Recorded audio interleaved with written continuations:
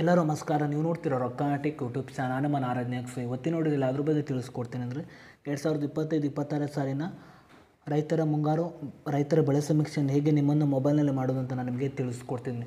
ವಿಡಿಯೋನ ಸ್ಕಿಪ್ ಮಾಡಬೇಕು ಅನ್ನೋ ತನಕ ನೋಡಿ. ಸೊ ನೀವೇನಾದರೂ ಫಸ್ಟ್ ಟೈಮ್ ಒಂದು ಯೂಟ್ಯೂಬ್ ಚಾನಲ್ ನೋಡ್ತಾರೆ ಅಂದರೆ ಈಗಲೇ ಸಬ್ಸ್ಕ್ರೈಬ್ ಮಾಡ್ಕೊಳ್ಳಿ. ನೀವು ಆಲ್ ನೋಟಿಫಿಕೇಷನ್ ಮೇಲೆ ಕ್ಲಿಕ್ ಮಾಡ್ಕೊಳ್ಳಿ. ಸೊ ಅದು ಮಾಡೋದ್ರಿಂದ ನಾ ಕೂಡ ಮೊದಲು ಬಂದು ತಲುಪುತ್ತೆ ಅಂತ ಹೇಳ್ಬೋದು. ಸೊ ಬನ್ನಿ ಇವತ್ತು ನೋಡಿ ಸ್ಟಾರ್ಟ್ ಮಾಡೋಣ.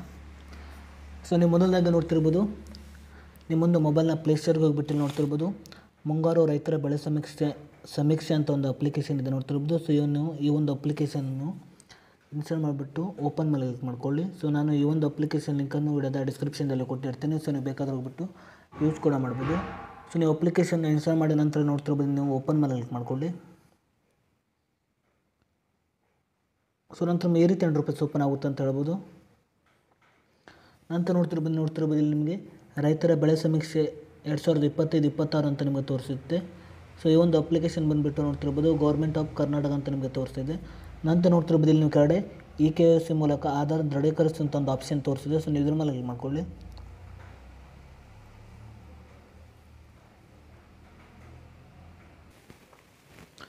ಸೊ ನಂತರ ಈ ರೀತಿ ₹100 ಓಪನ್ ಆಗುತ್ತೆ ಅಂತ ಹೇಳ್ಬೋದು. ನಂತರ ನೋಡ್ತಿರ್ಬೋದು ಇಲ್ಲಿ ನಿಮ್ಮೊಂದು ಆಧಾರ್ ಕಾರ್ಡ್ ನಂಬರನ್ನು ಎಂಟರ್ ಮಾಡಬೇಕಾಗುತ್ತೆ. ಸೊ ನೀವು ಆಧಾರ್ ಕಾರ್ಡ್ ನಂಬರನ್ನು ಎಂಟರ್ ಮಾಡಿದ ನಂತರ ನೋಡ್ತಿರ್ಬೋದು ನಿಮಗೆ ರೈಟ್ ಆಪ್ಷನ್ ಮೇಲೆ ಕ್ಲಿಕ್ ಮಾಡ್ಕೊಳ್ಳಿ.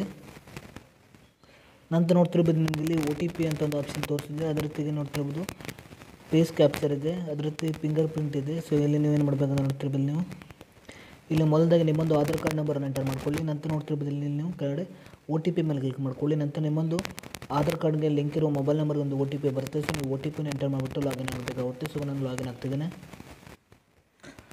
ಸೊ ನೀವು OTPನ ಎಂಟರ್ ಮಾಡಿಬಿಟ್ಟು ಲಾಗಿನ್ ಆದ ನಂತರ ಈ ರೀತಿ ₹100 ಓಪನ್ ಆಗುತ್ತೆ ಅಂತ ಹೇಳ್ಬೋದು.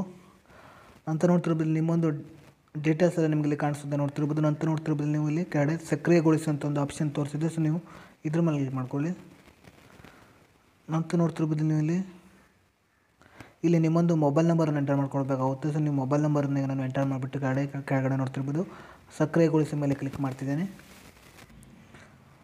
ಸೊ ನಿಮ್ಮೊಂದು ಮೊಬೈಲ್ ನಂಬರ್ ಎಂಟರ್ ಮಾಡಿದ ನಂತರ ಆ ಒಂದು ಮೊಬೈಲ್ ನಂಬರ್ಗೆ ಒಂದು OTP ಬರುತ್ತೆ. ಸೊ ನೀವು OTPನ ಎಂಟರ್ ಮಾಡಿದ ನಂತರ ನೋಡ್ತಿರ್ಬೋದು ನೀವು ಕೆಳಗಡೆ ನೀವು ಸಲ್ಲಿಸಿ ಮೇಲೆ ಕ್ಲಿಕ್ ಮಾಡ್ಕೊಳ್ಳಿ.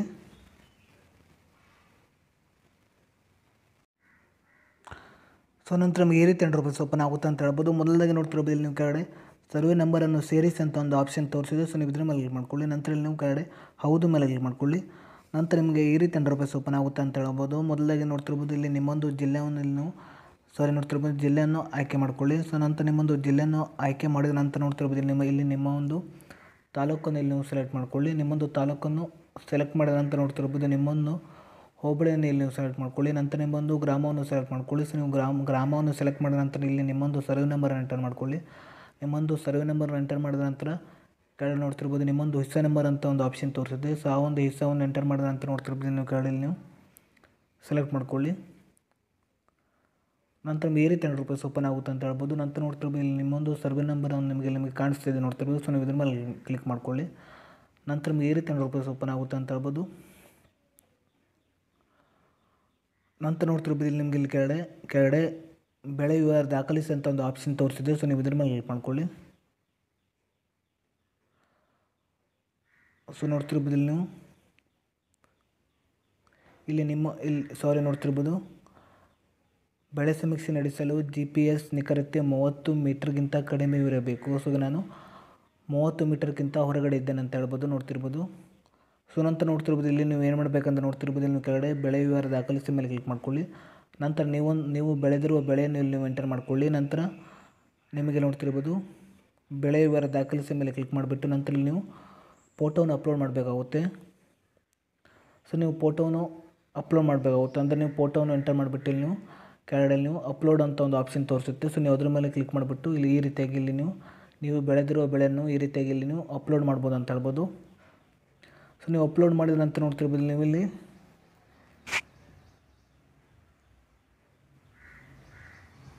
ಸೊ ನಂತರ ನಮಗೆ ನೋಡ್ತಿರ್ಬೋದು ಇಲ್ಲಿ ನಿಮಗೆ ಈ ರೀತಿ ₹100 ಓಪನ್ ಆಗುತ್ತೆ ಅಂತ ಹೇಳ್ಬೋದು. ನಂತರ ನೋಡ್ತಿರ್ಬೋದು ನೀವು ಇಲ್ಲಿ ಮೇಲ್ಗಡೆ ನೋಡ್ತಿರ್ಬೋದು ಅಪ್ಲೋಡ್ ವಿವರ ಅಂತ ಒಂದು ಆಪ್ಷನ್ ತೋರಿಸಿದೆ. ಸೊ ನೀವು ಅಪ್ಲೋಡ್ ಮಾಡಿದ ನಂತರ ನೋಡ್ತಿರ್ಬೋದು ಇಲ್ಲಿ ಕೂಡ ನೀವು ಚೆಕ್ ಕೂಡ ಮಾಡ್ಬೋದು ಅಂತ ಹೇಳ್ಬೋದು.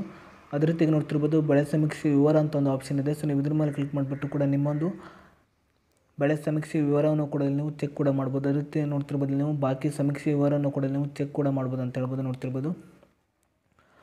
ನಂತರ ನೋಡ್ತಿರ್ಬೋದು ಇಲ್ಲಿ ನೀವು ಅಪ್ಲೋಡ್ ಆಗಲಾರದ ಬೆಳೆ ಸಮೀಕ್ಷೆ ವಿವರ ಅಂತ ಒಂದು ಆಪ್ಷನ್ ಇದೆ. ಸೊ ನೀವು ಇಲ್ಲಿ ಕೂಡ ನೀವು ಈ ರೀತಿಯಾಗಿ ಕೂಡ ಚೆಕ್ ಕೂಡ ಮಾಡ್ಬೋದು ಅಂತ ಹೇಳ್ಬೋದು.